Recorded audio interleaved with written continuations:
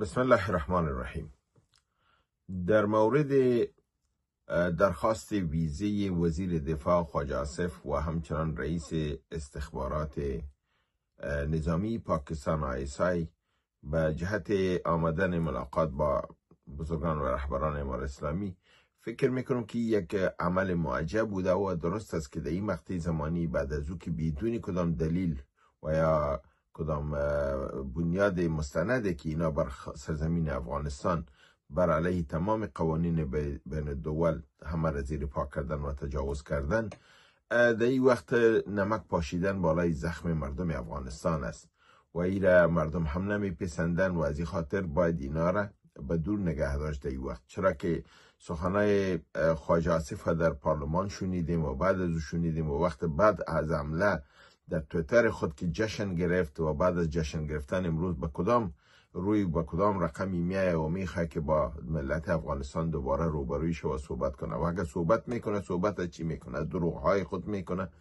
بدون کدام دلیل موجه که میایه بالای کابل قلب افغانستان حمله میکنه و بمباردمان میکنه و باز اخطار میده که ما تجاوز زمینی را هم ادامه خواهیم داد.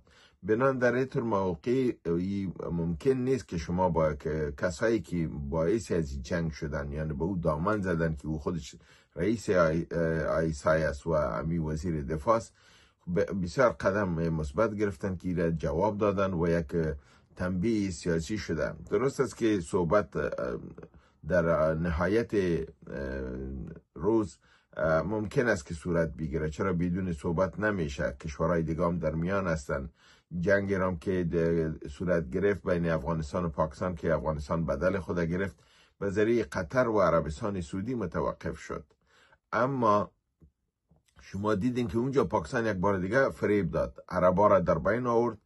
امارت اسلامی به احترام قطر و سعودی جنگ متوقف ساخت، اما شما دیدین که متعاقب از او اینا بمباردمان دوباره شروع کردن، یعنی دست افغانستان بسته کردن به ذریعه قطر و عربستان سعودی و خودشان دوباره آمدن. بنان امارت اسلامی باید دوباره به قطر و سعودی میگفت که شما مرا گفتین حمله نکو، او حمله هوایی خود شروع کرد، چرا که افغانستان لحاظ هوایی قوا نداره که پس همین عمل بالمثل انجام بده.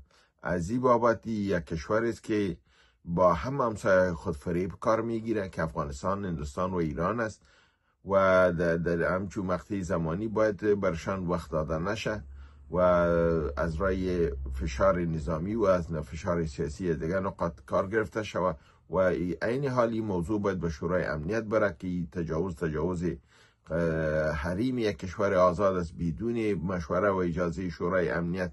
اگر شما از خاطر دفاع مسائل امنیتی به کشور حمله میکنین، بازم شما باید به شورای امنیت برید. تحت چپتر هفتم شما باز اجازه گرفتم میایین. اگر شما بدون از او این کار میکنین، تجاوز است.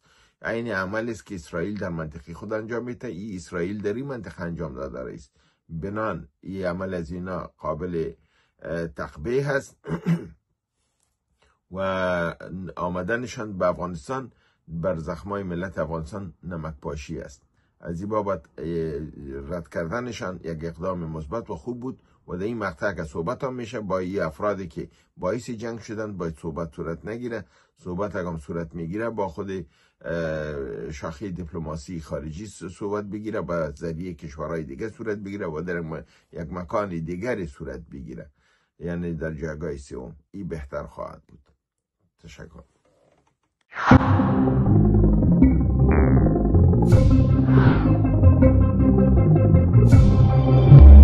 Thank you.